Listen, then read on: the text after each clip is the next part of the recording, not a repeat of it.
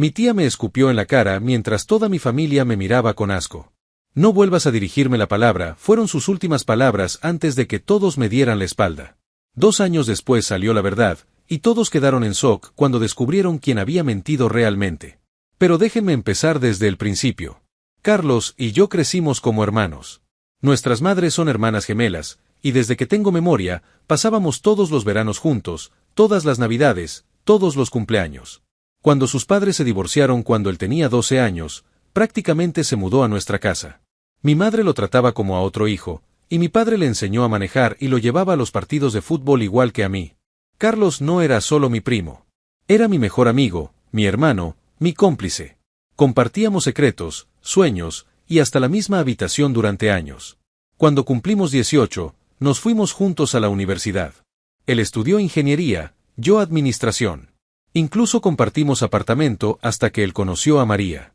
María era dulce, inteligente, y perfecta para Carlos. Tenía una sonrisa que iluminaba cualquier habitación y una risa contagiosa que hacía que todos a su alrededor se sintieran mejor. Cuando Carlos me la presentó, supe inmediatamente que se casaría con ella. Lo que no sabía era que María tenía una hermana menor llamada Ana. Ana llegó a nuestras vidas como una sombra. Siempre estaba ahí, siempre observando, siempre haciendo comentarios sutiles que parecían inocentes pero que dejaban un sabor amargo en el aire. Desde el primer día, noté algo extraño en la forma en que miraba a Carlos. Sus ojos lo seguían cuando él no se daba cuenta, y su sonrisa cambiaba cuando él le hablaba. Al principio pensé que Ana simplemente estaba siendo protectora con su hermana mayor. Pero con el tiempo, me di cuenta de que había algo más. La forma en que se vestía cuando sabía que Carlos vendría a visitarnos, como siempre encontraba excusas para quedarse cuando María tenía que irse, como sus manos accidentalmente rozaban las de él cuando le pasaba algo.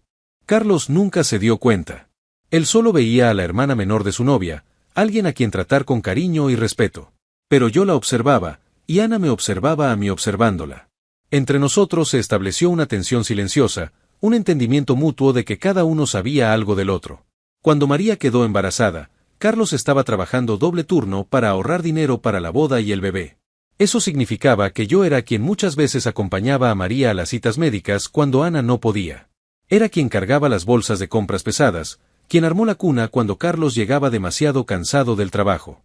Ana siempre estaba presente en esos momentos. Siempre tomando fotos para que Carlos viera todo lo que se perdía por trabajar tanto. Siempre con comentarios como «qué bueno que María tiene a alguien que la cuide cuando Carlos no puede» o «pareces más el papá que Carlos últimamente». En ese momento, esos comentarios me parecían bromas inocentes de cuñada. No tenía idea de que Ana estaba construyendo cuidadosamente una narrativa, plantando semillas de duda que florecerían más tarde de la manera más destructiva posible. El día del bautizo de mi sobrino llegó como cualquier otro domingo familiar.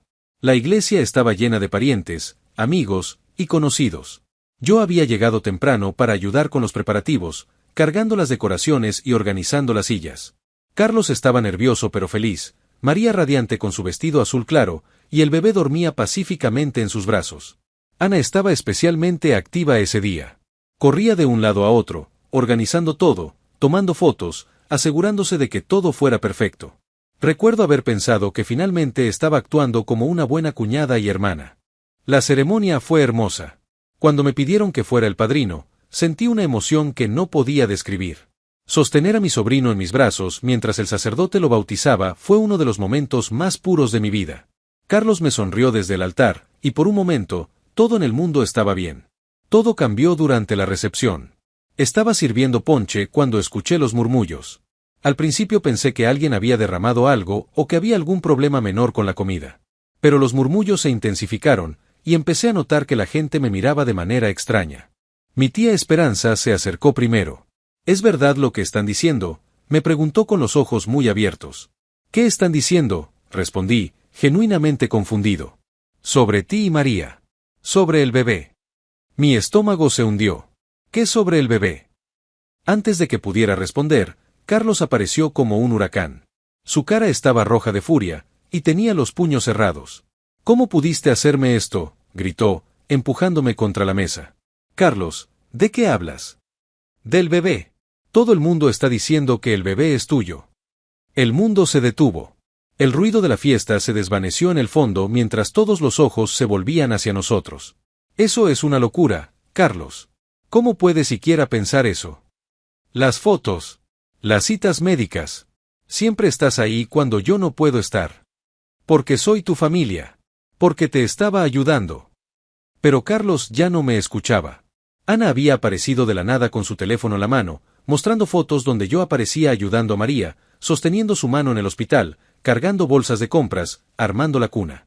Mira las fechas, decía Ana con voz temblorosa, como si estuviera revelando algo doloroso a regañadientes. Siempre está ahí. En cada cita importante. María estaba llorando, suplicando que pararan, pero su voz se perdía en el caos. Mi madre se acercó con lágrimas en los ojos. Dime que no es verdad, me suplicó. Mamá, por supuesto que no es verdad. Carlos es mi hermano. Pero el daño ya estaba hecho.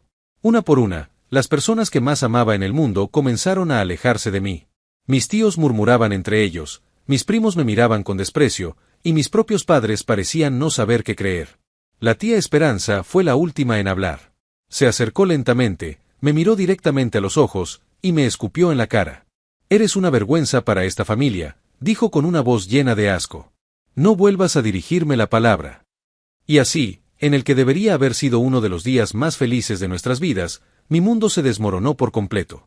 Lo que no sabía entonces era que Ana había orquestado cuidadosamente cada momento, cada foto, cada situación para crear la evidencia perfecta de un crimen que nunca cometí.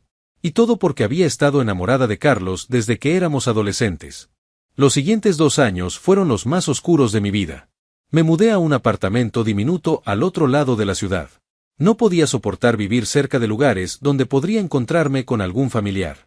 Cambié de trabajo 3 veces porque los rumores me siguieron a cada lugar. Aparentemente, Ana se había encargado de que la historia llegara a oídos de conocidos mutuos, amigos de la universidad, incluso vecinos. Las noches eran las peores. Me quedaba despierto hasta las 4 de la mañana, dando vueltas en la cama, reviviendo cada momento del bautizo. Perdí tanto peso que mi ropa me quedaba como trapos colgando. Dejé de salir los fines de semana, dejé de responder llamadas de los pocos amigos que aún me creían, dejé de participar en cualquier actividad social. Mi madre me llamaba una vez al mes, conversaciones incómodas de 5 minutos donde ninguno de los dos sabía qué decir. ¿Cómo estás, hijo?, me preguntaba, y yo respondía bien, mamá, aunque ambos sabíamos que era mentira. Mi padre no me dirigía la palabra para nada. Escribí cartas. Docenas de cartas explicando mi inocencia, suplicando que me escucharan, pidiendo aunque sea una oportunidad de defenderme. Las envié por correo, por email, incluso las dejé en el buzón de Carlos. Nunca recibí respuesta. Ni siquiera sabía si las habían leído. 1 año después del bautizo, me enteré por Facebook que Carlos se había mudado a un apartamento solo. Las fotos mostraban cajas por todas partes, él cargando muebles con cara de devastación. En los comentarios, mi prima Lucía escribía cosas como fuerza primo, lo importante es que ya sabes la verdad y mejor solo que mal acompañado. Era obvio que Carlos se había separado de María. La mentira de Ana no solo había destruido mi relación con la familia, había destruido su matrimonio también. Me sentí peor que nunca. No solo había perdido a mi hermano, sino que la supuesta traición que Ana había inventado había arruinado la vida de todos. Carlos, que había sido tan feliz con María, ahora vivía solo en un apartamento deprimente. María estaba criando a su hijo sola, probablemente luchando como madre soltera mientras cargaba con la vergüenza de una infidelidad que nunca cometió. En las redes sociales ocasionalmente aparecían fotos de reuniones familiares. Carlos lucía demacrado, con ojeras profundas, forzando sonrisas que no llegaban a sus ojos. Ana siempre estaba cerca de él en esas fotos, con una mano consoladora en su hombro o sentada a su lado con expresión comprensiva. También veía ocasionalmente fotos de María en el perfil de algunas amigas mutuas. Se veía cansada, más delgada, cargando sola al bebé en parques o supermercados.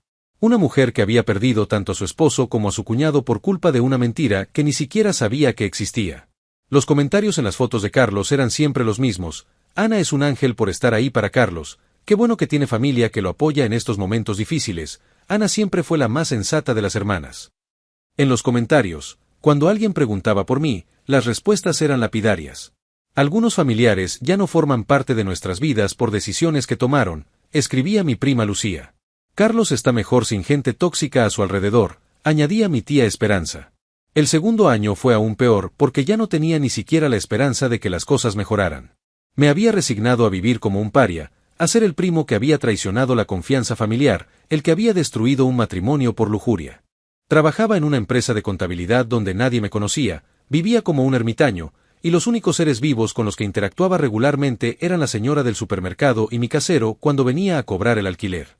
Pero el destino tiene formas extrañas de revelarte la verdad.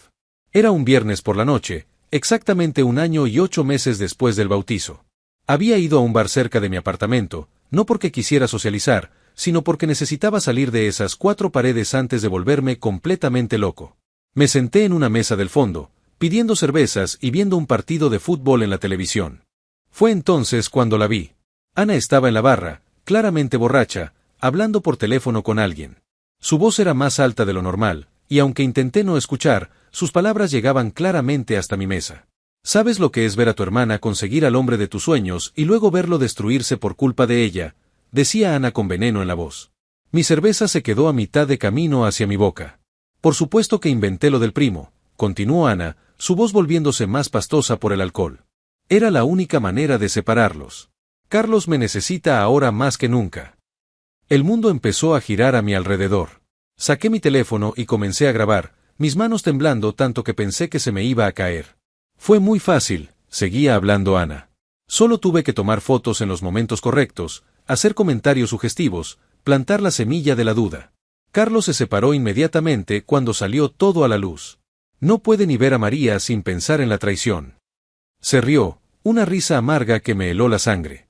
María está destruida, por supuesto. Perdió a su esposo y a su cuñado de un solo golpe. Pero eso es lo que pasa cuando permites que otro hombre se acerque tanto a ti. Carlos ya no puede confiar en ella. Ana hizo una pausa para tomar otro trago, y luego continuó revelando detalles que me dejaron horrorizado. Lo mejor de todo es que Carlos vive solo ahora, mientras María cría al bebé sola.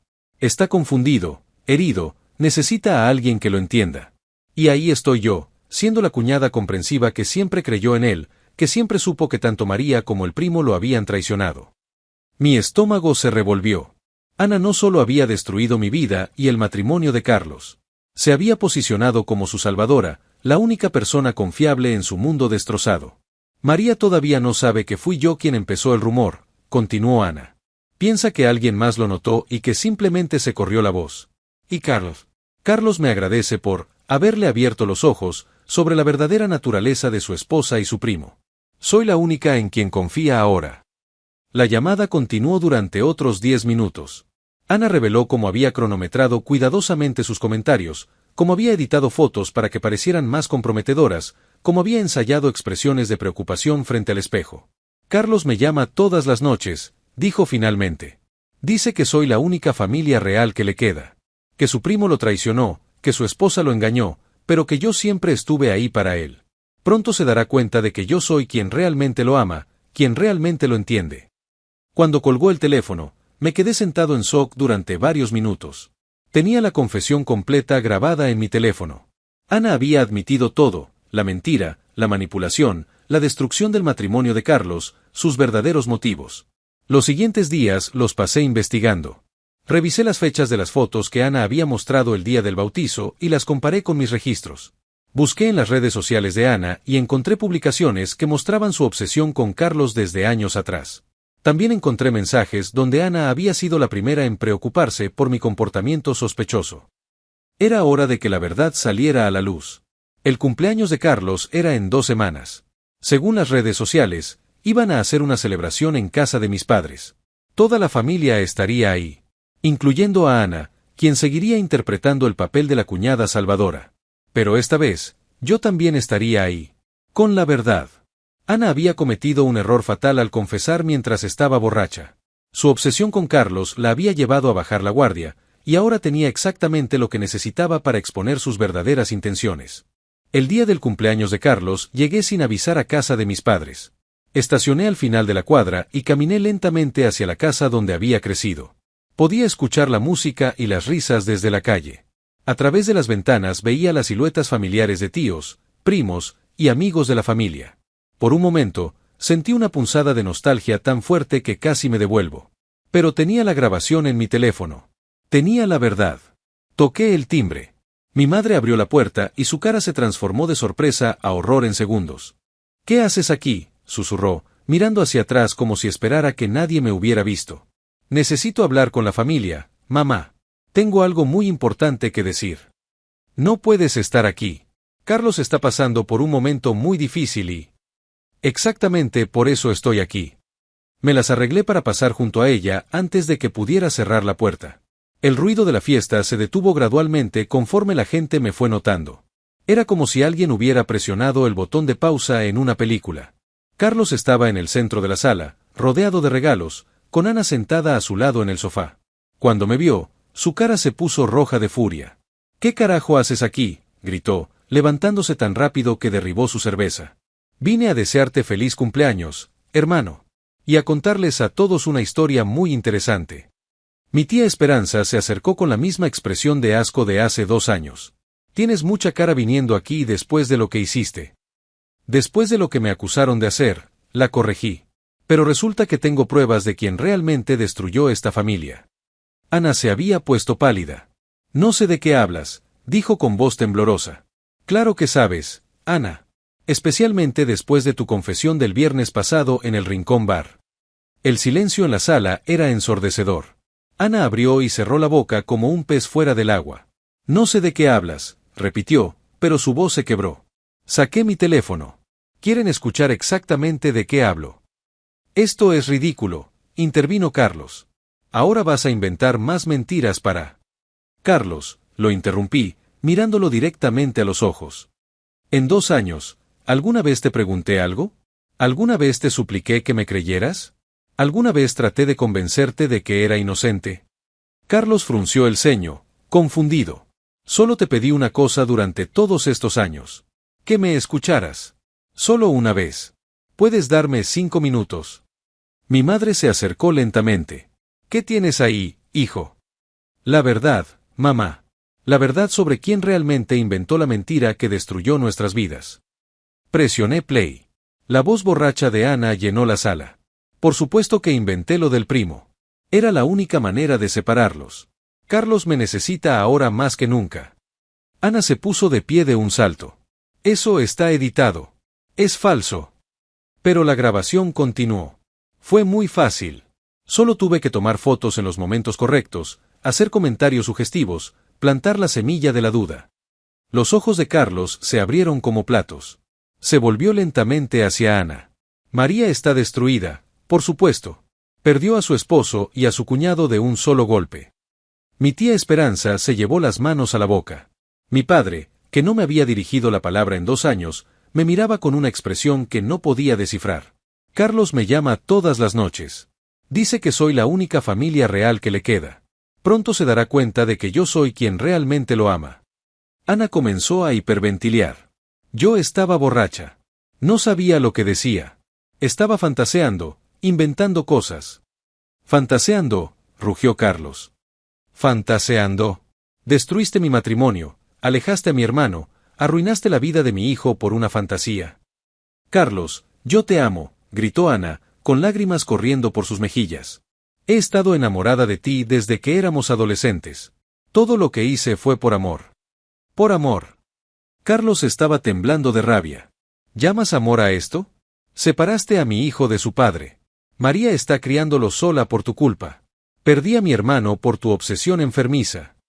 Ana se volvió hacia la familia, desesperada. Ustedes no entienden. Yo solo quería proteger a Carlos. María no era buena para él. Y su primo siempre estaba interfiriendo en su relación. Interfiriendo ayudándolos, gritó mi madre, con lágrimas en los ojos. Ayudando porque amas a tu familia. Mi padre se acercó lentamente a mí. Durante 2 años había sido un extraño en su propia casa.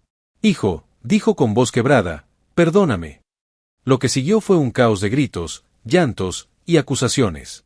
Ana intentó huir, pero Carlos la bloqueó. No te vas a ir así, le dijo con una voz que nunca le había escuchado.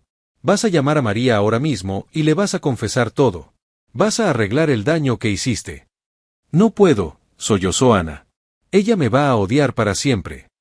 Ya te odia, dijo Carlos fríamente. Solo que no sabe por qué todavía. Mi tía Esperanza, la misma que me había escupido 2 años atrás, se acercó con la cara destrozada por la culpa. Hijo, yo, no sé cómo pedirte perdón. No me pidan perdón a mí, les dije. Pídaselo a María. Pídaselo al bebé que va a crecer pensando que su padre lo abandonó. Pídaselo a Carlos, que perdió 2 años de la vida de su hijo por culpa de una mentira. Ana finalmente confesó todo entre sollozos. Cómo había estado obsesionada con Carlos desde la adolescencia, cómo había planeado meticulosamente destruir su matrimonio, cómo había manipulado cada foto y cada situación para crear evidencia falsa. La familia que una vez la había visto como la cuñada comprensiva, ahora la miraba con el mismo desprecio que antes me habían mostrado a mí. Carlos me abrazó y lloró en mi hombro como cuando éramos niños. Hermano, perdóname. Perdóname por no confiar en ti. Pero yo sabía que algunos daños nunca se reparan completamente. María tendría que perdonar a un esposo que la había abandonado por una mentira. Carlos tendría que vivir con la culpa de haber perdido los primeros años de su hijo. Y yo tendría que cargar para siempre con la memoria de 2 años de soledad e injusticia. Ana perdió todo ese día. Carlos nunca más le dirigió la palabra. María, cuando se enteró de la verdad, cortó contacto para siempre.